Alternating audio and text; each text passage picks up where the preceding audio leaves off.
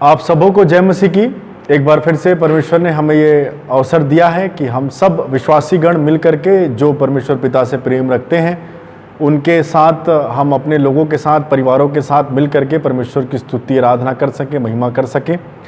और अब ये अवसर है कि जब हम आराधना क्रम में आगे बढ़ते हुए हम जब परमेश्वर के वचन की ओर अपने ध्यान को लगाएंगे तो थोड़ा समय आज हम फिर से वचन से ऐसी बातों को सीखेंगे जो हमें ऐसी कठिन परिस्थिति में जब हम रह रहे हैं तो परमेश्वर का वचन हमें हिम्मत, साहस और आत्मिक बल से भरने वाला ये वचन हम सबको प्रभु ने आज जो दिया है उसको हम सब सीखेंगे और इसी के माध्यम से हम अपने जीवन में हर कठिन परेशानी से ऊपर उठने का प्रयास करेंगे, हर कठिन परेशानी पर विजय प्राप्त करने का प्रयास करेंगे। और चाहे परिस्थिति कैसी भी हो, हमारा प्रेम, हमारा विश्वास, हमारी आशा परमेश्वर पर होनी चाहिए। ये बातों को हम वचन से ही सीखते चले आ रहे हैं और आज एक अवसर और दिया हमें प्रभु ने कि हम एक और अच्छे वचन को हम सीख सकें। जैसे कि हम सब अभी के हाल फिलहाल की स्थिति को सब कोई जानते हैं। कोविड-19 जो कोरोना वायरस है उसका वायरस जो है हर जगह बढ़ते चला जा रहा है। जब से अनलॉक 1 हुआ है तब से और भी इसकी गति जो है वो बढ़ती चली जा रही है। और मेरा विश्वास ये है कि आप सब लोग अपना अच्छे से ख्याल रख रहे होंगे, रखना भी चाहिए। जो भी आप काम के लिए बाहर निकलते हैं, किसी भी चीज़ के लिए यदि आप बाहर निकलते हैं तो कृपया सावधानी बना करके ज़रूर रखें ताकि हम सब सुरक्षित रहें और इसी प्रकार से अपने जीवन में हर बातों को आने से रोकने वाले हम हो सकें। तो इस परिस्थिति में, जिस परिस्थिति में हम जी रहे हैं, जो शायद इसके पहले कभी किसी ने देखी नहीं होगी, तो ये परिस्थिति को जब हम अपने आँखों से देख रहे हैं, बहुत सारी बातों को होते हुए चले देख रहे हैं, तो हमको ये लगता होगा कि कब हमारी स्थिति पहले जैसे हो पाएगी। बहुत से लोगों का ये सवाल रहता है, बहुत से लोगों को ये जानने की बहुत इच्छा है कि और कब तक ये चलेगा, इतने समय तक ये चल चुका, और कब तक हम इसी प्रकार से लोगों से मिलना जुलना बंद रखेंगे, कब तक हम अपनी खुशियाँ एक दूसरे के साथ बांट नहीं पाएंगे, कब तक हम बाहर कहीं ऐसा वेकेशन में जा नहीं पाएंगे। तो ये तमाम चीज़ें जो हम पुराना स्थिति में जो किया करते थे आज से 3 महीने, 3.5 महीने पहले, वो सब बातें कब हमारे जीवन में फिर से आ पाएंगी, इसका हमें ज़्यादा चिंता रहती है। और कहीं ना कहीं आज हम उस बात को सीखेंगे कि परमेश्वर जो है वो हमको हर परिस्थिति से किस प्रकार से बाहर निकालता है और जो हम जिस जगह पर हम जाएंगे तो पीछे पलटने की ज़रूरत नहीं है, क्योंकि पीछे जो था वो पीछे छूट चुका और अब जो आगे है वो एक न्यू नॉर्मल हमारा स्वागत करने के लिए खड़ा हुआ है। नॉर्मल तो है, परंतु जो नॉर्मल हम समझते थे, जो पीछे हमारे नॉर्मल दिखाई देता था, वो नॉर्मल नहीं। परंतु हर समय में जब भी वचन भी हमको ये बात सिखाता है कि जब भी हम कभी आगे बढ़ते हैं तो परमेश्वर हमको हर दिन एक न्यू नॉर्मल में लेके जाता है। तो इस कोविड-19 की परिस्थिति के बाद भी यहोवा हमें न्यू नॉर्मल में लेकर के जाना चाहता है और हम सब उसके लिए तैयार रहें, हमारी सोच सब उसके लिए तैयार रहे। पिछली बार हमने देखा था कि किस प्रकार से ओल्ड नॉर्मल से, मतलब जो नॉर्मल हुआ करता था नूह के समय में, लोग बाग जो हैं वो सब कुछ अपने अपने कामों में व्यस्त हुआ करते थे। तो परमेश्वर नूह से बात करी कि मैं मनुष्य को बना करके पछताता हूँ और मन में अति खेदित हूँ, परंतु यहोवा की अनुग्रह की दृष्टि नूह पर थी, तो नूह और उसका परिवार बच गया। परंतु जब वो 370 दिन के बाद उस जहाज से बाहर निकला परमेश्वर की आवाज़ को सुनने के बाद, तो उसके लिए सब कुछ न्यू नॉर्मल था। नॉर्मल तो था परंतु एक न्यू नॉर्मल जुड़ गया उसके साथ। वो पुरानी बातें फिर से आ ही नहीं सकती थी जो उसने 1 साल पहले पीछे छोड़ चुकी थी। तो यही परिस्थिति आज हम लोगों की भी है और जो बातें हमारे लिए नॉर्मल होती है वो कहीं ना कहीं बाइबल के हिसाब से वो अब नॉर्मल हो जाती है। फॉर एग्जाम्पल, जैसे नूह के समय लोगों को लगता था कि हम लोग नॉर्मल जिंदगी जी रहे हैं, परंतु वचन इस प्रकार से कहता है कि अंत के समय एक बार फिर से आएगा जब नूह के दिन जो है वापस चले आएंगे। तो नूह के समय में जैसा लोग रहा करते थे वो प्रभु की दृष्टि में नॉर्मल नहीं था। नॉर्मल जब हम ये सोचते हैं या ये दुआ करते हैं कि प्रभु हमारी देश की स्थिति कब सामान्य होगी, कब नॉर्मल होगी, तो हमको ये जानना जरूरी है प्रियो कि प्रभु की दृष्टि में दुनिया नॉर्मल क्या है। मतलब नॉर्मल का मतलब क्या, डेफिनेशन प्रभु की दृष्टि में नॉर्मल का डेफिनेशन इस दुनिया में रहने वाले लोगों के लिए क्या है। पाप में जीना प्रभु के लिए नॉर्मल नहीं है, वो एक अब नॉर्मल है जो हम करते चले जा रहे हैं। नूह के समय जब नाश किया गया था तो वो नॉर्मल जिंदगी नहीं थी जो वो लोग पाप में जी रहे थे। उस अब नॉर्मल जिंदगी को खत्म करने के लिए प्रभु ने सोचा कि मैं फिर से नूह और उसके परिवार के द्वारा एक अच्छे दुनिया फिर से बचाऊंगा, एक नई शुरुआत करूंगा। वो था नॉर्मल जो बिना पाप के, बिना अपराध के लोग रह सकें, प्रेम और प्यार से रह सकें, या जिस पर यहोवा के अनुग्रह की दृष्टि हो सके। ये जो है वो प्रभु की दृष्टि में नॉर्मल है। अब हम जिस चीज़ को नॉर्मल कहते हैं, जो आज से पहले हम देखते थे 3 महीने 4 महीने पहले, मार्च के समय की बात है जब हमको लॉकडाउन में आना पड़ा था, और आज तक हम उसी वायरस से आज भी हम बोलना चाहिए उससे लड़ने का प्रयास कर रहे हैं, उसको दूर करने का प्रयास कर रहे हैं। और कहीं ना कहीं हम पीछे देख के बोलते हैं कि प्रभु वो जो नॉर्मल दिन थे वो कब वापस आएंगे। तो वो नॉर्मल प्रभु के लिए नॉर्मल था ही नहीं, वो हम लोगों का कंफर्ट जोन था, जिसमें हमको लगता था कि जो मर्जी चाहे हम करते थे, और हमको ऐसा लगता था कि यही हमारी जिंदगी नॉर्मल है। परंतु प्रभु कहीं ना कहीं वचन के माध्यम से हमको हर बात ये सिखाता है कि तुम्हारा पाप में रहना नॉर्मल नहीं है, मनुष्य को परमेश्वर के साथ रहना ही है। क्योंकि यदि मनुष्य परमेश्वर की संगति में नहीं है तो वो अब नॉर्मल जिंदगी जी रहा है, वो नॉर्मल नहीं है। जैसा कि हमने इस बात को भी सीखा था कि पिछले सरमन में, कि यदि मछली को आप पानी से बाहर निकाल दो तो वो नॉर्मल नहीं है उसके लिए वो जीवन, वो थोड़ा देर जिंदा रहेगी, मर जाएगी। कोई मछली पानी के बाहर जिंदा नहीं रह सकती, नॉर्मल है ही नहीं मछली का पानी से बाहर निकल के रहना। उसी प्रकार से कोई पेड़ जमीन से बाहर निकल के नहीं रह सकता, उसके लिए वो नॉर्मल नहीं है। वो अब नॉर्मल इस स्थिति है कि जब आप एक पेड़ को जमीन से उखाड़ करके ऐसे कहीं चट्टान में लगा दो जहां मिट्टी उसको ना मिले, जहां जल ना मिले, तो वो कैसी परिस्थिति में है? वो अब नॉर्मल परिस्थिति में है। परंतु उसके लिए नॉर्मल क्या है? जिस चीज को परमेश्वर ने उसको संभालने के लिए बनाया है, यानी मिट्टी को, तो जब तक वो मिट्टी में रहेगा वो परमेश्वर की नजरों में एक नॉर्मल स्थिति है। जब तक मछली को पानी में रहने के लिए बनाया, तो पानी में जब तक मछली है तब तक वो एक नॉर्मल स्थिति में है। उसी प्रकार से प्रभु जब मनुष्य को बनाता है तो कहता है कि आओ हम मनुष्य को स्वरूप और समानता में बनाएं। तो प्रभु ने अपने स्वरूप और समानता में बनाए। तो जब तक हमारा स्वरूप तो आज भी वही का वही है, जब हमारी समानता परमेश्वर से मेल नहीं खाती है तो परमेश्वर की नजर में प्रियो ये दुनिया अब नॉर्मल चल रही है, नॉर्मल है नहीं, क्योंकि हमारी समानता परमेश्वर से मेल नहीं खा रही है। तो ये चीज हमको समझने की जरूरत है कि जब हम प्रभु से दुआ कर रहे हैं कि प्रभु नॉर्मल स्थिति वापस आ जाए, तो नॉर्मल स्थिति से प्रभु क्या समझता है? नॉर्मल शब्द से मतलब परमेश्वर को क्या समझ में आता होगा कि क्या पाप में रहना मनुष्य के लिए नॉर्मल है? उसने नूह के समय में सब लोगों को डुबा करके जल से मार दिया। क्यों? क्योंकि वो लोग नॉर्मल जिंदगी नहीं जी रहे थे प्रभु के हिसाब से। और लिखा है कि अंत के समय में वैसे ही होगा। मत्ती में लिखा है ये बात कि नूह के दिन जो है वापस आएंगे। चेले प्रभु यीशु मसीह से पूछते हैं कि अब तेरा दोबारा आना कब होगा? तो वो इस प्रकार से बातों को कहता है कि नूह के दिन जो है वापस आ जाएंगे। और नूह के दिन में क्या क्या हुआ करता था, हम सब इस बात को जानते हैं कि लोग जो है वो खाने पीने में लगे रहते थे। मतलब उनके बीच में इतनी वैरायटी थी खाने पीने की, जो आज की स्थिति में हम फिर से पूरा होते हुए देखते चले जा रहे हैं। आज कितनी वैरायटीज हमको खाने पीने की मिलती है, हमको नाम तक नहीं मालूम कि कौन सी चीज़ कहाँ क्या मिलता है। जब हम किसी होटल में जाते हैं, मेन्यू कार्ड को देखते हैं, तो बहुत सारे डिश ऐसे रहते हैं जिसके बारे में हमने शायद कभी सुना ही नहीं। पता नहीं कहाँ से डिश इतने सारे निकल गए। तो लोग खाने पीने में व्यस्त, आज भी बहुत से लोग खाने पीने में अपनी ज़िंदगी को पूरा व्यस्त कर चुके हैं। ये दिखाई देता है नूह के समय का। उस समय लिखा है लोग विवाह करने में बिजी हुआ करते थे, शादी ब्याह बहुत हुआ करती थी। तो शादी ब्याह तो परमेश्वर की नजरों में एक पवित्र चीज है, परंतु जब वो भी परमेश्वर को नॉर्मल दिखाई नहीं दे रहा था, तो कहीं ना कहीं जिस प्रकार से एक वचन कहता है कि विवाह सब बातों में आदर के योग्य है, तो कहीं ना कहीं नूह के समय में विवाह को आदर नहीं दिया जा रहा था। जैसे आज की परिस्थिति में हम देखते हैं, जितने विवाह होते नहीं उतने जो है वो विवाह टूटने की स्थिति हमारे सामने दिखाई देती है। तो ये सब क्यों होता है? क्योंकि विवाह को लोग आदर, वचन कहता है विवाह सब बातों में आदर के योग्य है, परंतु हम जो है वो आदर उसको नहीं दे पा रहे, मतलब परमेश्वर का आदर नहीं कर पा रहे। घर बनाया करते थे, रहने के लिए जगह नहीं थी, तो ये सारी चीजें क्यों होती थी। और एक चीज और लिखा है नूह के समय में कि उस समय में बचपन से लोगों के दिल में बुराइयां उत्पन्न हुआ करती थी। बचपन से, छोटे समय में से, आज से कुछ ही साल पहले की बात होगी, जब हमारे दादा नाना रहा करते थे, तो उस समय इतनी बुराइयां नहीं थी दुनिया में। आज तो जिस प्रकार से वचन नूह के समय में कहता है कि बचपन से उनके मन में बुरी बुरी बातें उत्पन्न हुआ करती थी।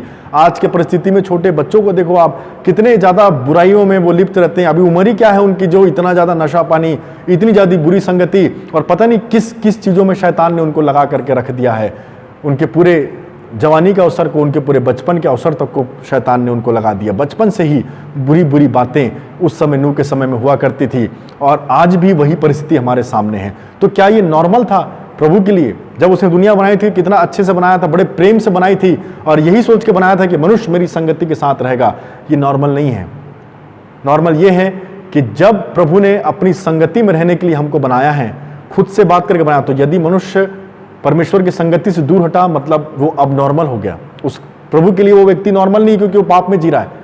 और इसी बात को ठीक करने के लिए प्रभु ने बहुत सारे चीजों को किया। परमेश्वर यहोवा परमेश्वर ने ऐसी ऐसी बातों को किया जिसको हम सब देखते हैं कि उसने नूह के समय को हमने देखा कि जल से पूरी दुनिया को नाश कर दिया, ताकि जब अब जो नया निकल के आए वो प्रभु की दृष्टि में नॉर्मल हो। हमारा नॉर्मल का इससे कोई फर्क नहीं पड़ता, क्योंकि हमारा नॉर्मल तो पाप की ही स्थिति है। अगर सब कुछ नॉर्मल हो गया तो आप क्या करेंगे? वही करेंगे जो आप पहले करते चले जा रहे थे। अभी भी बहुत से लोग उसी चीज़ों में लगे हुए हैं। प्रभु चाहता है कि हम इस सेटअप, जो कि ये वायरस का समय चल रहा है, कठिन समय प्रभु हमको लेकर के आया है। नूह के समय कठिन समय से लेकर आया था ताकि वो आगे चल करके परिस्थितियां बदले। सदोम अमोरों का प्रभु ने नाश किया था ताकि आगे की परिस्थितियां बदले। प्रभु यीशु मसीह को इस दुनिया में लेकर आया, उनकी मृत्यु हुई, वो तीसरे दिन जी उठे, इतना दुख उठाया ताकि न्यू नॉर्मल जो प्रभु के हिसाब से नॉर्मल है वो आ सके। तो कहीं ना कहीं आज फिर से हम सब के लिए, हम सब के दिन जो है वो नूह के दिन की तरह होते चले जा रहे हैं। हम सब अपने अपने में मगन हैं और हम अपनी पुरानी चिंताओं को पीछे देखते चले जा रहे हैं। और जो अध्याय आज आपको पढ़ने के लिए कहा गया था वो निर्गमन 14 उसका अध्याय 10 से लेकर के 17 तक आप लोगों ने पढ़ लिया होगा। और यहाँ पर हमको ये बात दिखाई देती है इस अध्याय में कि किस प्रकार से ये लोग, इजरायली लोग जो थे, वो कितने सालों के बंधन में थे। 450 साल जो थे वो बंधन में थे। और उसके बाद जब वो प्रभु से प्रार्थना करते थे, दुआ करते थे कि प्रभु हमको छुटकारा दिला, इस जगह से हमको छुड़ा। ये मिस्री लोगों के गुलाम में थे ये लोग, तो वहाँ से छुड़ाने के लिए जो है इजरायलियों को परमेश्वर एक योजना बनाता है और अपने दास मूसा को भेजता है। और ये लोग, मूसा जब आता है तो वो सीधा चले जाता है उस फेरो के पास, जो राजा रहता है उसको कहता है कि लेट माई पीपल गो। तो इस प्रकार से तो वो मानता नहीं है, परंतु उसके बाद वो 10 विपत्तियां के द्वारा परमेश्वर उसकी मदद करता है कि जो फेरो था, वो राजा जो था, वो उसको ये भय लगे, डर लगे कि वो 10 विपत्तियों को आता देख करके इन लोगों को छोड़ दे।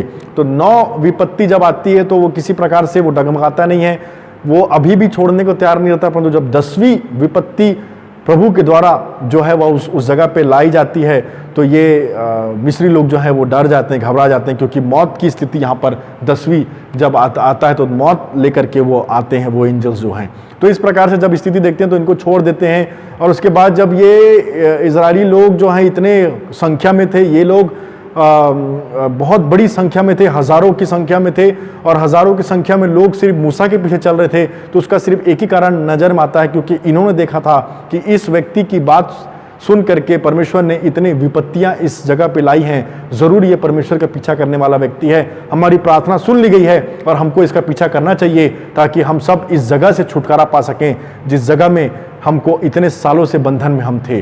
तो इस प्रकार से जब वो निकलते हैं तो क्या होता है कि आगे चल के जब वो ये एक जगह पहुंचते हैं तो एक समंदर दिखता है, लाल समंदर रहता है, वो उनको दिखाई देता है। और तब जाके उनको ऐसा लगता है कि कहीं हमने गलती तो नहीं कर दी। तो ये बात उनके सामने आती है। तो अब जो कुछ ही देर पहले जो लोग ये सोच के निकले थे कि इतने साल बंधवाई में रहने के बाद चलो प्रभु ने हमारी दुआओं को सुना, मूसा को भेजा, विपत्तियों को उन्होंने देखा, और उसके बाद उसी बात पर विश्वास करके वो वहां से निकले, क्योंकि इतने लोगों का एक व्यक्ति को फॉलो करना आसान बात नहीं था। उसने ये साबित किया था उन विपत्तियों को भेजने के द्वारा कि प्रभु की अनुग्रह, प्रभु की मर्जी मेरे साथ है, इसलिए मैं यहां तक तुम लोगों को छुड़ाने आया हूं। तो इतने हजारों की संख्या में लोग जो है मूसा के पीछे चल रहे थे, और उतने लोग जो है जब उस लाल समंदर को देखते हैं, जब रास्ता बंद दिखाई देता है, तब जाके उनके मन में शंका आती है कि हम लोगों ने कहीं कुछ गलती तो नहीं कर दी। वही लोग जो वहां से निकलना चाह रहे थे, जब वो उनको निकाल लेता है, उनकी दुआएं सुन लेता है प्रभु कि हमको बंधन में नहीं रहना है, हमको एक आज़ादी का जीवन जीना है, हमको एक न्यू नॉर्मल चाहिए, हमारे लिए ये पुराना नॉर्मल अच्छा नहीं है। इतने साल हो गए हमको यहाँ रहते, बहुत से लोग ये सोच रहे होंगे कि यही हमारी ज़िंदगी है, परंतु उनको कुछ नयापन चाहिए था। उस नयापन के लिए दुआ किया, मूसा को भेजा। परंतु वो लोग जब लाल समुद्र को बंद देखते हैं तो क्या बोलते हैं मूसा को कि क्या मिस्र में कब्रें नहीं थी जो तू हमको यहाँ पर ले आया मरने के लिए? इससे अच्छा तो ये था कि हम उनकी गुलामी करते करते मर जाते। तो ये लोग किस चीज़ को देख करके आगे जाने से डर रहे थे? पीछे की स्थिति को देख रहे थे। जैसा मैंने पहले बताया, हम पीछे नॉर्मल है ऐसा क्यों सोचते हैं? हमारे आगे नॉर्मल है, जो पीछे बीत गया सो बीत गया। अब प्रभु ने हमको आज जीवित रखा है तो कहीं ना कहीं उसने कल का दिन हमारे लिए बना के रखा है, कहीं ना कहीं उसने कल के दिन में जो भी समस्या परेशानी आएगी उसके लिए अनुग्रह हमको देने के लिए तैयार रखा है। तो हम पीछे को नॉर्मल समझ करके, ये लोग कहाँ जाने की बात कर रहे थे कि इससे तो अच्छा होता कि हम उनकी सेवा कर रहे थे, हम उनकी गुलामी में ठीक थे। क्या वहां पे कब्रें थी जो हमको यहाँ तू मरने के लिए ले आया?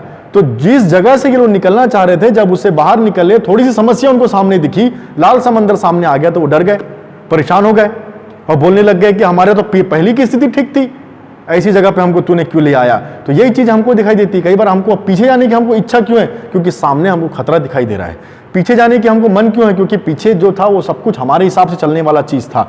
आज शायद हम अपने हिसाब से बहुत कुछ नहीं कर पा रहे हैं। आज शायद हम जो अपने मन का बहुत कुछ चीज़ है जो उसको हम नहीं कर पा रहे हैं, परंतु पीछे जब हम जो करते थे वो सारा अपने मन मुताबिक करते थे। जहाँ जाना, जो करना है, कितने भी देर तक जाना है, घूमना है, सब कुछ हम अपने मर्जी के हिसाब से करते थे। परंतु अब जब आगे बढ़ रहे हैं तो ऐसा लगता है कि अब ये जो लाल समंदर हमारे सामने आ गया, ये जो वायरस हमारे सामने आ गया है, ये हमारा जीवन कठिन बना देगा, ना कि आसान के। तो यही बात इजरायलियों को लग रहा था। अब हम कहाँ जाएंगे, अब तो मरना ही मरना है, उससे अच्छा तो गुलामी में थे, कम से कम जिंदा तो थे। इस प्रकार से बात यहाँ पर चल रही थी। और जैसे ही ये लोग दुहाई देते हैं तो इनको क्या मालूम था नॉर्मल क्या चीज़ है। इनको नॉर्मल ये लग रहा था कि हमारा पुराना जिंदगी अच्छी थी, आगे कहाँ हम बढ़ते चले जा रहे हैं। तो आज हम यही सीख रहे हैं कि प्रभु हमको न्यू नॉर्मल में लेके जाना चाहता है। वो न्यू नॉर्मल जहाँ पर हम बंधन में नहीं हैं, जहाँ पर पाप की प्रभुता हम पर नहीं है, जहाँ पर किसी प्रकार से हम एक दूसरे के खिलाफ ना खड़े रहें, परंतु एक दूसरे के साथ प्रेम के साथ, आनंद के साथ हम रहने वाले हो सकें। बहुत बार हम पीछे देखते हैं अपने जीवन को, तो कितनी बार प्रभु ने हमको ऐसे परिस्थिति से बाहर निकालने का प्रयास किया है। पीछे देखना बाइबल में ठीक बात नहीं है।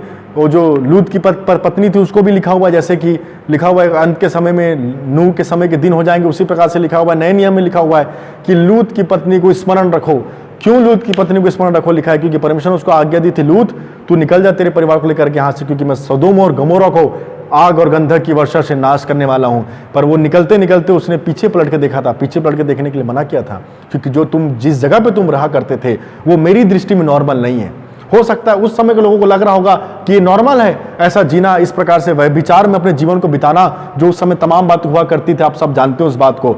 तो उस समय उन लोगों को लगता था कि ये तो नॉर्मल जिंदगी है, होना ही चाहिए, इसमें क्या गलत है। तो जब लोगों को वो नॉर्मल लग रहा था, तो प्रभु की दृष्टि जब हम देखते हैं तो वो घिनौना अपराध था, घिनौनी बात थी जो प्रभु की दृष्टि में अच्छी नहीं थी। तो जब प्रभु को लगा कि ये अब नॉर्मल जिंदगी जी रहे हैं, ऐसे जीने के लिए मैंने इनको नहीं बनाया है, तो प्रभु बोलता है लूत को कि तू निकल यहाँ से, तू ठीक है, तेरा परिवार अच्छा है, परंतु याद रखना पलट के नहीं देखना, लूत की पत्नी को स्मरण रखो, ऐसा करके बोलता है बाइबल। तो क्यों? क्योंकि वो जानता था कि न्यू नॉर्मल में मैं तुमको लेके जा रहा हूं, तो पुराने देखने की जरूरत नहीं है। यहां रहोगे नाश हो जाओगे, अनंतता के लिए नाश हो जाओगे। न्यू नॉर्मल में जाओगे तो कम से कम परमेश्वर का प्रेम को समझ पाओगे, अनंत जीवन मिलेगा। तो इस प्रकार से प्रभु उनको बोलता है। और वचन में कई बार लिखा है कि हम अपनी समझ का सारा ना ले, वरन संपूर्ण मन से यहोवा पर भरोसा रखें। ये नॉर्मल है प्रभु के लिए। हम पूछते हैं कि नॉर्मल लाइफ जिए कैसे? जब मैं बोल रहा हूं कि पुरानी जिंदगी नॉर्मल नहीं थी, तो आपके मन में ये सवाल आएगा कि फिर नॉर्मल क्या है? तो नॉर्मल ये है कि जो वचन के अनुसार हमको जीने के लिए कहा जाता है वो बातें नॉर्मल है। नीति वचन 3:5, तो अपनी समझ का सहारा ना लेना, वरन संपूर्ण मन से यहोवा पर भरोसा रखना। ये वचन है नॉर्मल। क्या हम करते हैं अपनी समझ का सहारा लेना बंद और परमेश्वर पर संपूर्ण भरोसा? हम तो अपनी ही समझ का सहारा लेते हैं और परमेश्वर का बहुत कम स्थान है हमारे जीवन में। तो क्या ये नॉर्मल है हमारे लिए?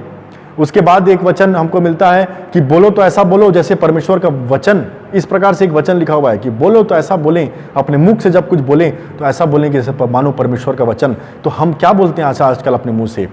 आशीष दो, श्राप मत दो। ये सारी चीजें नॉर्मल है बाइबल के हिसाब से जिंदगी जीना, परंतु हम ये सारी चीजों को छोड़ करके हम तमाम प्रकार के पाप में चीजों में लग जाते हैं, श्राप देने में लग जाते हैं, और बाइबल के हिसाब से हमारा जीवन नॉर्मल किसी प्रकार से दिखाई नहीं देता है। रोमियो में लिखा है अध्याय 12 उसका पद 1 में पढ़ रहा हूं। रोमियो अध्याय 12 पद 1, इसलिए हे भाइयों मैं तुमसे परमेश्वर की दया स्मरण दिलाकर विनती करता हूं कि अपने शरीर को जीवित और पवित्र और परमेश्वर को भावता हुआ बलिदान करके चढ़ाओ, यही तुम्हारी आत्मिक सेवा है। इस प्रकार जीवित पवित्र परमेश्वर को भावता हुआ बलिदान करके चढ़ाओ अपने शरीर को, ये तुम्हारी आत्मिक सेवा है। तो ये वाला जो चीज है वो परमेश्वर के लिए नॉर्मल है, और इसके अनुसार से भी हमारा जीवन नहीं है तो हम अब नॉर्मल जिंदगी जी रहे थे। और कहीं ना कहीं ये जो कोरोना वायरस का जो समय है वो इसलिए है कि हम अपनी नॉर्मल जिंदगी को भूल करके सारा पाप में फिर से पड़ करके हम सब अब नॉर्मल जिंदगी जी रहे थे।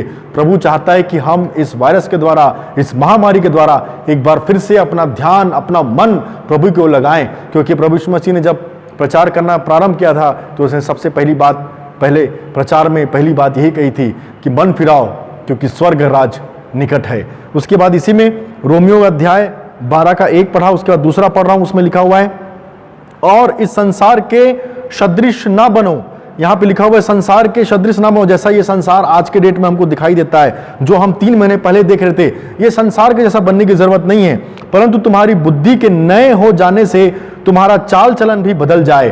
तो यहाँ पर हमको देखने को मिलता है कि किस प्रकार से प्रभु तुम्हारे बुद्धि के नए हो जाने से, मतलब हमारी सोच में प्रभु ये डालना चाहता है कि जिस जगह पे तुम रहते थे वो नॉर्मल नहीं है, अब नॉर्मल था वो। पाप का जिंदगी नॉर्मल नहीं है मनुष्य के लिए, मर जाएंगे हम सब यदि पाप में जिएंगे तो। नॉर्मल की स्थिति में प्रभु लेके आना चाहता है, और वो चीज क्या है जो इसमें लिखी हुई है कि तुम्हारा बुद्धि के नए हो जाने से तुम्हारा चाल चलन भी बदलता जाए, जिससे तुम परमेश्वर की भली और भावती और सिद्ध इच्छा अनुभव से मालूम करते रहो। परमेश्वर की भली भावती और सिद्ध इच्छा मालूम करना, ये परमेश्वर की इच्छा है हम लोगों के लिए। ये प्रभु का दुनिया को देखने का नॉर्मल तरीका है। हम जैसे जिया करते थे आज से 3 महीने 4 महीने पहले, वो तरीका परमेश्वर के सामने नॉर्मल नहीं था प्रियो, वो तरीका नॉर्मल नहीं था। हम डर जाते हैं, घबरा जाते हैं कई बार ऐसी परिस्थितियों को देख करके कि अब हम क्या करेंगे। मूसा को बोल रहे थे वो लोग, क्या मिस्र में कब्रें नहीं थी जो तू हमको यहाँ पर मरने के लिए आया, हमारा नॉर्मल जिंदगी ठीक था। उनको लग रहा था कि ये अब नॉर्मल है, उनको लग रहा था कि ये अब हम कैसे इसका सामना कर पाएंगे, परंतु कहीं ना कहीं वो लाल समंदर उनको उस बंधुआई से, मतलब उनके उस बंधन से, उस गुलामी से छुड़ा करके आगे नॉर्मल स्थिति में लेके जाना चाहता था। तो आज ये जो परिस्थिति है वो न्यू नॉर्मल की ओर हम बढ़ रहे हैं, और न्यू नॉर्मल तभी साबित हो सकता है प्रियो जब हम परमेश्वर की उस इच्छा को पूरी करें, यहोवा की उस इच्छा को पूरी करें जिस इच्छा से उसने हमको बनाया है। यदि कोई चीज उसके बनाया है वो काम ना करे तो वो अब नॉर्मल चीज है, डिफेक्ट है उसमें, बाय डिफॉल्ट उसमें बोलते हैं ना ये डिफेक्टिव पीस है। क्यों? क्योंकि वो जिस चीज के लिए बनाया गया वो काम ही नहीं कर रहा है, तो हम क्या बोलेंगे? वो नॉर्मल चीज नहीं है, वो अब नॉर्मल चीज है वो। जब कोई ऐसा काम करता है हमारे समुदाय में, हमारे बीच में, हमारे घराने में, परिवारों में, जो हमको अच्छा नहीं लगता, तो हम क्या बोलते हैं? कैसे पागल जैसे काम कर रहे हो? क्या ये भी कोई करने की बात है? क्या ये भी कोई बोलने की बात है? ये कैसी अब नॉर्मल स्थिति आ गई तुम्हारे जीवन में? तो क्यों ऐसा बोलते हैं हम? क्योंकि वो हमारे हिसाब से यह बोलना चाहिए, सोसाइटी के हिसाब से, हमारे समाज के हिसाब से शायद सही काम नहीं करता, तो हम उसको बोलते हैं कि क्या ये ऐसा काम करना सही है? क्या तुम्हारा दिमाग खराब हो गया है? क्या तुम नॉर्मल नहीं हो? क्या तुम अपने आपे में नहीं हो? उड़ाव पुत्र के बारे में देखते हैं, जब वो अपने आपे में आया लिखा है, जब वो अपने होश में आया, जब उसको पता चला कि जिस नॉर्मल को मैं यहां सोच रहा था कि पैसे लेने के बाद मैं अपनी नॉर्मल जिंदगी जीऊंगा, वो तो अब नॉर्मल जिंदगी है, पाप की जिंदगी है। इससे अच्छा तो मैं अपने बाप के घर में नौकर बन के रहना पसंद करूंगा। परमेश्वर उसको स्वागत करता है, वो बाप उसका स्वागत करता है। लिखा है दौड़ के गया वो उसके पास। तो क्यों हम लोग पुराने नॉर्मल को, पुराने पाप की जिंदगी में सेटल होना चाहते हैं? अच्छा अवसर है प्रियो कि प्रभु एक बार फिर से इस वायरस के माध्यम से हमको सिखा रहा है कि पुरानी बातें छोड़ो, नए नॉर्मल के लिए चलो और ऐसा जियो जैसा वचन कहता है। ऐसा हमको जीना है जैसे परमेश्वर की आत्मा, लिखा है, हमने ये भी सीखा था कि जब चेले हुए डरे हुए थे, निराश थे, तो प्रभु उनके पास आता है यीशु मसीह और कहता है कि उन पर ये कहता है कि उनको फूंकता और कहता है पवित्र आत्मा लो। उस दिन मेरा विश्वास है कि प्रभु ने पवित्र आत्मा नहीं, अपनी स्वभाव उन पर फूंक दिया, क्योंकि उसका आत्मा, पवित्र आत्मा मतलब क्या? परमेश्वर की आत्मा, वही तो प्रभु की सहायता करता था पूरे समय में। जब वो बपतिस्मा लिया था तो पवित्र आत्मा की सहायता से उसने पूरी काम किया, अपना स्वभाव हमको दे दिया। और जब तक हम प्रभु के स्वरूप और समानता में नहीं हैं, तब तक हम नॉर्मल नहीं हैं। और यही बात को प्रभु की दृष्टि में ये दुनिया नॉर्मल दिखाई नहीं दे रही थी, उसी को एक बार फिर से वो नॉर्मल करने के लिए तैयार कर रहा है, और वो हमारे लिए एक न्यू नॉर्मल है। हम पुराने पीछी बातों को मत देखें। और उसके बाद जब हम आगे देखेंगे तो लिखा हुआ है कि उसके बाद जो है ये 13 पद में लिखा हुआ है, मूसा ने लोगों से कहा, डरो मत, खड़े खड़े वह उद्धार का काम देखो जो यहोवा आज तुम्हारे लिए करेगा, क्योंकि जिन मिस्रियों को तुम आज देखते हो उन्हें फिर कभी ना देखोगे। क्योंकि जिस चीज की तुम चिंता करते हो, जो चीज तुमको नॉर्मल नजर आती थी, जो लोग तुमको गुलामी में रखा करते थे, वो लोग तुम कभी नहीं देखोगे। जो पुरानी बातें थी वो बीत गई, अब कभी नहीं देखोगे। उसके बाद क्या होता है कि समंदर के पास वो लोग निकल जाते हैं, समंदर दुहाई देते हैं यहोवा को। तो यहोवा को मूसा बोलता है कि तू अपनी लाठी को बढ़ा, हाथ को बढ़ा, समंदर 2 भाग कर निकल जाओ और मैं फिर से जो है उस समंदर को बंद कर दूंगा। तो यहाँ पर भी 2 स्थिति को हम देखते हैं। जब इजरायली देखते हैं कि वो सेना के लोग आ रहे हैं, फेरो के लोग आ रहे हैं, मिस्री लोग आ रहे हैं, तो उनको डर लगता है और वो पुराने समय में जाने की बात करते हैं, क्योंकि उनको लगता है कि सामने रास्ता नहीं है। परंतु जब मूसा उनकी बात सुनता है कि वो आ रहे हैं, तो उसको मालूम था कि मैं सही रास्ते पर हूँ, क्योंकि मैं यहाँ तक अपनी मर्जी से नहीं पहुँचा हूँ, मैं प्रभु की मर्जी से पहुँचा हूँ। और प्रभु की मर्जी जब मैं आया हूँ तो कोई लाल समंदर मेरा रास्ता रोक नहीं सकता। यदि हम नॉर्मल जिंदगी जिएंगे जैसे मूसा प्रभु की इच्छा के अनुसार जीता था, तो कोई लाल समंदर आपका रास्ता नहीं रोक सकता, कोई वायरस आपको खत्म नहीं कर सकता, कोई वायरस की परिस्थिति आपके जीवन को बदल नहीं सकती। यदि आप परमेश्वर के वचन में हैं, उनको क्यों लगता था, वो क्यों कोस रहे थे मूसा को? क्योंकि उनको लगता था कि हम कहां फंस गए, ये किसकी बात मान के आ गए, क्या तू सच में परमेश्वर की बात सुन के आया है कि नहीं आया है। इस प्रकार से उनको लगता था, परंतु मूसा को कभी डाउट नहीं हुआ, क्योंकि मूसा को मालूम था कि मैं अपनी मर्जी से नहीं, मैं अपने परमेश्वर पिता की मर्जी से यहां तक चल के आया हूं। और यदि हम नॉर्मल जिंदगी जिएंगे परमेश्वर के साथ संगति करके, तो हमको कितनी भी बड़ी समस्या, लाल समंदर भी क्यों ना दिख जाए, परमेश्वर ने लाल समंदर को याद रखिए गायब नहीं किया था, उसके बीच में से रास्ता बना दिया था। ये वायरस हटेगा, इसके बीच में से रास्ता प्रभु हम सबके लिए बना रहा है, ताकि हम न्यू नॉर्मल में प्रवेश कर सकें। और जितनी बातें पुरानी थी वो समंदर में दब करके सब चीजें खत्म हो गई थी। प्रियो, वेलकम टू न्यू नॉर्मल, ऐसा मैं कहना चाहूंगा। और इस न्यू नॉर्मल में मेरा आज का उद्देश्य यही है वचन से, कि हम पुरानी बातों को ना देखें, पुरानी जिंदगी के ना देखें, क्योंकि पुराना जीवन पाप का था। अब प्रभु चाहता है, जब भी उसने कभी किसी चीज को नाश किया है, कभी किसी विपत्तियों को भेजा है, तो सिर्फ और सिर्फ इस दुनिया को पाप से मुक्त करने के लिए, हमको उद्धार देने के लिए, हमको बचाने के लिए। तो ये जो न्यू नॉर्मल है, उसको वचन के अनुसार से न्यू नॉर्मल करके जीना है। किसी ने बाइबल का एक अच्छा ट्रांसलेशन किया था, BIBLE, basic instruction before living earth. ये बहुत ज़्यादा बिब्लिकल या स्पिरिचुअल नहीं है, परंतु फिर भी उसका एक अच्छा एक फुल फॉर्म नज़र आता है कि बेसिक इंस्ट्रक्शन बिफोर लिविंग अर्थ, BIBLE। तो इस प्रकार से हम देखते हैं कि जब हम दुनिया को छोड़ के जाएं, तो कुछ इंस्ट्रक्शन है जो बाइबल हमको चाहती है कि ये है वो ज़िंदगी जीना नॉर्मल। इसके अनुसार से यदि हम जीवन जिएंगे तो वो नॉर्मल कहलाएगा, और हम प्रभु के साथ बहुत आगे बढ़ सकते हैं, और कोई लाल समंदर हमारा सामना नहीं कर सकता। वो लोग गए और लिखा है आगे चल के वो महिमा करने लगे प्रभु की। हम भी एक दिन ऐसा ही करेंगे, जब हम इस वचन के अनुसार से अपने जीवन को नॉर्मली प्रभु की नज़र में नॉर्मल बनाएंगे, ना कि अपने नज़र में नॉर्मल। क्योंकि चोर के लिए चोरी करना भी नॉर्मल है, जो शराब पीता है उसके लिए शराब पीना भी नॉर्मल है, जो झूठ बोलता है उसके लिए झूठ बोलना भी नॉर्मल है। सारी पाप की चीज़ें तो हमारे लिए नॉर्मल ही है। पर हम आज नॉर्मल क्या सीख रहे हैं? न्यू नॉर्मल मतलब ये वचन से सीख रहे हैं कि न्यू नॉर्मल प्रभु की दृष्टि से देखें कि नया नॉर्मल क्या चीज़ है हमारे लिए।